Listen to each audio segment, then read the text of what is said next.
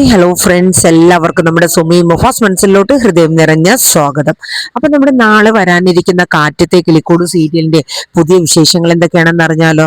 നമ്മുടെ നിധിയുടെയും സുധീഷിന്റെയും ജീവിതം ഇനി ഏത് രീതിയിലാണ് അവർ തമ്മിൽ വേർപിരിയുമോ എന്നുള്ളതൊക്കെ നമുക്ക് നോക്കാം. അപ്പൊ നമ്മുടെ വീഡിയോസ് ഒക്കെ നിങ്ങൾ കേൾക്കുന്നതിനോടൊപ്പം തന്നെ ഒന്ന് ലൈക്ക് അടിക്കാനും അതുപോലെ തന്നെ നമ്മുടെ ചാനൽ ആദ്യമായിട്ടാണ് കാണുന്നതെങ്കിൽ ഒന്ന് സബ്സ്ക്രൈബ് ചെയ്യാനായിട്ട് മറന്നു പോകരുത് കേട്ടോ. അപ്പൊ നമുക്ക് വീഡിയോയിലോട്ട് പോകാം. അങ്ങനെ നമ്മുടെ നീതും നമ്മുടെ ഹരീഷും തമ്മിലുള്ള ആ ഒരു വഴക്കൊക്കെ ഒന്ന് മാറാണ്. അങ്ങനെ നമ്മുടെ നീതു വരാണ് രാവിലെ തന്നെ വർക്ക്ഷോപ്പിലോട്ട്. അപ്പൊ നമ്മുടെ ചന്തു പറഞ്ഞു, ദേ വന്നല്ലോ, വഴക്കൊക്കെ മാറിയെന്ന് തോന്നുന്നു. അപ്പൊ ഹരീഷിന്റെ ചെറിയൊരു ചമ്മലൊക്കെ ഉണ്ടായിരുന്നു. കാര്യം ഇത്ര ദിവസം മിണ്ടാതൊക്കെ ഇരുന്നതിന്റെ ഒരു ബുദ്ധിമുട്ടും കാര്യങ്ങളൊക്കെ ഹരീഷിന്റെ മുഖത്തും ഉണ്ടായിരുന്നു, അതുപോലെ നീതുവിനും ഉണ്ടായിരുന്നു. ഒടുവിൽ നീതു വന്ന് ഹരീഷിന്റെ അടുത്ത് ഇരിക്കുകയാണ്. അപ്പോ രണ്ടുപേരും പതുക്കെ മുഖത്തോട്ട് ഇങ്ങനെ ഒരു നാണത്തോടു കൂടിയൊക്കെ അങ്ങോട്ടും ഇങ്ങോട്ടും ഒക്കെ നോക്കുന്നുണ്ട്. അപ്പോഴേക്കും നമ്മുടെ ചന്തു പറഞ്ഞു, അതെ, ഇതിന്റെ വല്ല ആവശ്യം ഉണ്ടായിരുന്നോ? ചുമ്മാ വെറുതെ എന്തെങ്കിലും ചെറിയൊരു കാര്യം പറഞ്ഞിട്ട് രണ്ടുപേരും അങ്ങോട്ടും ഇങ്ങോട്ടും വഴക്കിടും, എന്നിട്ട് പിന്നെ ടെൻഷൻ അടിച്ച് നടക്കും എന്നൊക്കെ പറഞ്ഞിട്ട് ചന്തു കുറെ ഡയലോഗ് അങ്ങ് അടിക്കാൻ കേട്ടോ. അപ്പൊ നീതു പതുക്കെ സുധീഷ് ഹരീഷിന്റെ അടുത്ത് പറഞ്ഞു, അതെ, എന്നാലും എന്നോടുള്ള സ്നേഹം ഇത്രേ ഉണ്ടായിരുന്നുള്ളല്ലേ, ഒന്ന് വിളിക്കുമെന്ന് ഞാൻ കരുതിയായിരുന്നു, പക്ഷേ ഇത്രയും നേരം വരെ കാത്തിരിക്കേണ്ടി വരുമെന്ന് ഞാൻ കരുതിയില്ല എന്നൊക്കെ നീതു പറഞ്ഞു. അപ്പോഴേക്കും ഹരീഷ് പറഞ്ഞു, അതെ, ആങ്ങള എന്റെ വീട്ടിൽ വന്നിട്ട് എന്റെ വീട്ടുകാരെയൊക്കെ ഇത്രയും പറഞ്ഞ് വെല്ലുവിളിയും ഒക്കെ നടത്തിയിട്ട് പോകുമ്പോ എനിക്ക് ദേഷ്യം വരില്ലേ, അതുകൊണ്ട് തന്നെയാണ് ഞാൻ വന്ന് വഴക്കുണ്ടാക്കിയെന്ന് പറഞ്ഞു. എന്നാൽ സുധീഷ് ചേട്ടനെയും കൊണ്ട് അവിടെ വന്ന് ഇത്രയും പ്രശ്നം ഉണ്ടാക്കണ്ടേന്ന്, കാരണം അച്ഛനും അമ്മയ്ക്കും ഒക്കെ ഒന്നും കൂടെ ദേഷ്യം അങ്ങോട്ട് കൂടി. അപ്പൊ ഹരീഷ് പറഞ്ഞു, പിന്നെ എന്റെ വീട്ടിൽ വന്ന് ഇത്രയും ബുദ്ധിമുട്ടും ഇത്രയും തെറിയും ഒക്കെ പറഞ്ഞിട്ട് പോകുമ്പോ ഞാൻ എന്നാ കയ്യും കെട്ടി നോക്കിയിരിക്കണം എന്ന് പറഞ്ഞു. എന്തായാലും വന്നത് വന്നു പോട്ടെ, എന്തായാലും വരുന്നിടത്ത് വെച്ച് കാണാം. അപ്പൊ നമ്മുടെ ചന്തു പറയും, അതെ, ഇനിയിപ്പൊ അതിനെ ചൊല്ലിയുള്ള വഴക്കും കാര്യങ്ങളൊന്നും വേണ്ട. ഇനിയെങ്കിലും പിണക്കവും വഴക്കവും ഒന്നും ഇല്ലാണ്ട് രണ്ടുപേരും സ്നേഹത്തോടെ ഒരുമിച്ചൊന്ന് പോവാൻ നോക്കുന്നത് പറയാം. അങ്ങനെ അവരെ പിണക്കമൊക്കെ മാറേണ്. അത് കഴിഞ്ഞ് പിന്നീട് കാണിക്കുന്നത് നമ്മുടെ സുധീഷ് വീട്ടിലോട്ട് വരെയാണ്. അപ്പൊ വീട്ടിലെത്തിക്കഴിഞ്ഞപ്പോ നമ്മുടെ നിധിയുടെ മുഖത്ത് ഭയങ്കര ടെൻഷനാണ്. അപ്പൊ സുധീഷ് വലിയ ഇതൊന്നും കൊടുത്തില്ല, കാരണം സുധീഷിനെ അറിയാം ഗോപി സാറ് മിക്കവാറും വിളിക്കും എന്നുള്ള കാര്യം. കാരണം ഇന്നത്തെ ദിവസം ഗോപി സാറിനെ കണ്ട് കാര്യങ്ങളെല്ലാം പറഞ്ഞു വെച്ചൊക്കെയാണല്ലോ. അങ്ങനെ സുധീഷ് വന്നു കഴിഞ്ഞപ്പോഴേക്കും നിധി വന്നു, അതെ സുധീഷെ, മറ്റേ നമ്മുടെ രജിസ്റ്റർ മാരേജ് നടത്തിയ ഒരു സാറില്ലേ, ആ പോലീസ് സ്റ്റേഷനിൽ ഒരു സാർ ഇടയ്ക്ക് വിളിച്ചിരുന്നില്ലേ പണ്ട്, ആ സാർ എങ്ങാനും സുധീഷിനെ വിളിച്ചായിരുന്നു. അപ്പൊ സുധീഷ് പറഞ്ഞു, ഏത് ഗോപി സാറോ? ഇല്ല, എന്തേ നിധി? അതെ, എന്നെ കുറച്ച് മുന്നേ വിളിച്ചായിരുന്നു എന്നേ. ഞാൻ വിചാരിച്ചു സുധീഷ് എങ്ങാനും ഡൈവോഴ്സിന്റെ കാര്യം വിളിച്ചു പറഞ്ഞിട്ടുണ്ടാവുന്നു. ഞാൻ വിളിക്കാനൊന്നും നിന്നില്ല. എന്തു പറ്റി നിധി? ഒന്നും അറിയാത്ത മട്ടില് സുധീഷ് ഹാൻഡിൽ ചെയ്യണം കേട്ടോ. അപ്പൊ നിധി പറഞ്ഞു, ഇന്നതുപോലെ വിളിച്ചു, അപ്പൊ നമ്മള് മ്യൂച്വൽ പെറ്റീഷൻ അപ്ലൈ ചെയ്തിക്കണു എന്നുള്ള കാര്യമൊക്കെ അവരറിഞ്ഞായിരുന്നു. ഇനിയിപ്പൊ ആരായിരിക്കും പറഞ്ഞു കൊടുത്തത്? ഞാൻ വിചാരിച്ചു സുധീഷ് എങ്ങാനും വിളിച്ച് പറഞ്ഞതായിരിക്കും എന്ന് കരുതി. സുധീഷ് പറഞ്ഞു, എനിക്ക് അറിയത്തുമില്ല, ഞാൻ വിളിച്ചിട്ടുമില്ല നിധി എന്ന് പറഞ്ഞു. അപ്പൊ പിന്നെ ആരായിരിക്കും? അങ്ങനെ നിധി ആലോചിക്കണം. അല്ല, ഇനി ആ മേഡം ആയിരിക്കും നമ്മുടെ വക്കീല്. അപ്പൊ സുധീഷ് പറഞ്ഞു, മേഡം അങ്ങനെ വിളിക്കുവോ? അങ്ങനെ നിധി പറഞ്ഞു, ഞാനൊന്ന് വിളിച്ചു നോക്കട്ടെ, ഇനി മേഡം എങ്ങാനും ആണോ വിളിച്ചു പറഞ്ഞെന്ന്, ഈ രാത്രിയിലാണോ വിളിക്കുന്നത്?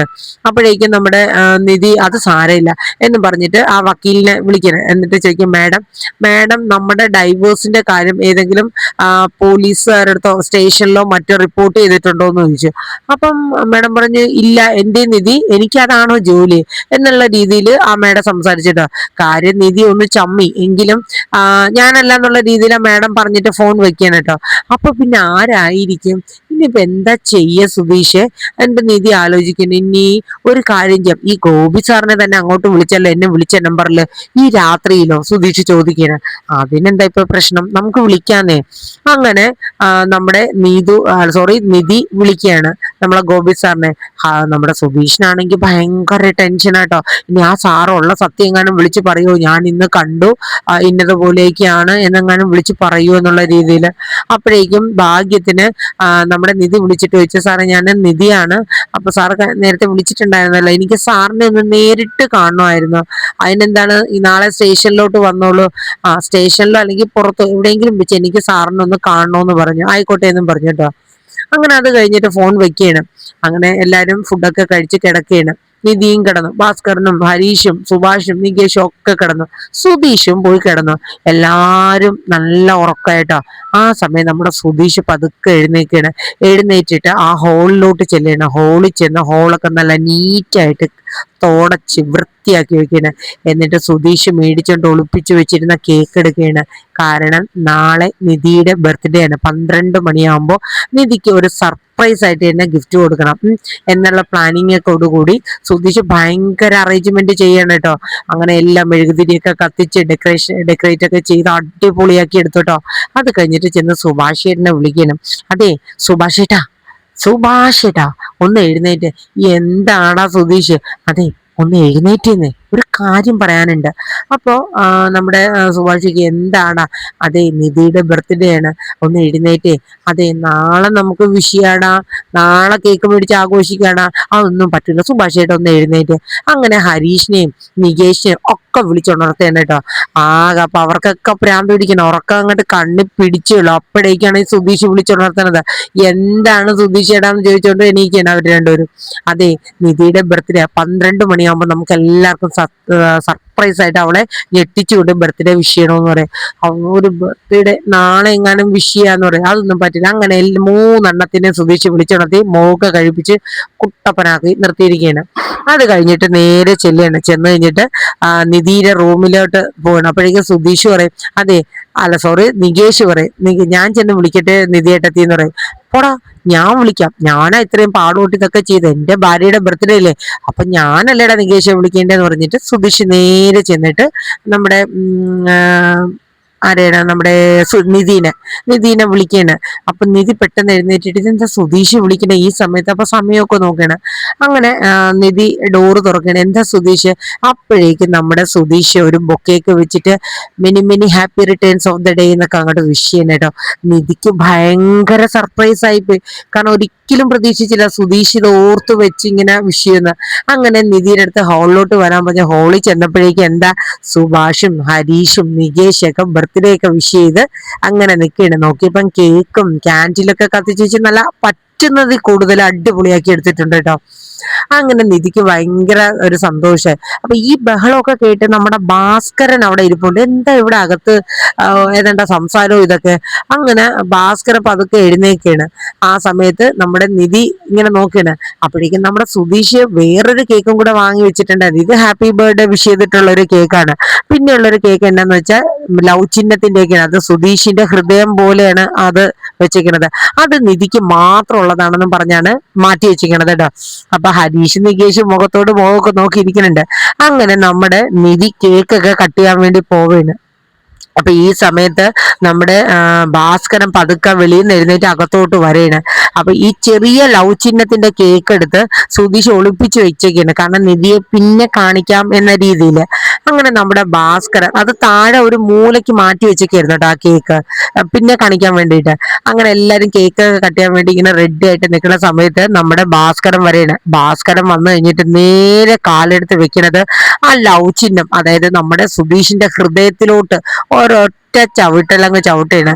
കേക്ക് മൊത്തം പതിഞ്ഞ് ഭാസ്കരന്റെ കാലില്. അയ്യേ ഇതെന്താ ഞാൻ ചവിട്ടിയത്, എന്റെ കാലില് മൊത്തത്തിലായല്ലോ. നമ്മുടെ സുധീഷിന്റെ ഹൃദയം അവിടെ തകിടം മറിഞ്ഞ കണക്ക് തവിട് പൊടിയായിപ്പോയി. ഇത് കണ്ട ഹരീഷും നികേഷിനും ആകെ ഒരു ഇതായി പോയിട്ട് അവർക്ക് ചിരി വന്നിട്ടും പാടില്ല. സുധീഷ് ചേട്ടനിപ്പൊ വിഷമാവോന്നും പറഞ്ഞ്. ഇത് കണ്ട സുധീഷിന് വല്ലതും പറയാനുണ്ടോ? സുധീഷിനെ കടിച്ച് കൊല്ലാനുള്ള ദേഷ്യമായിരുന്നു ഭാസ്കരനോട്.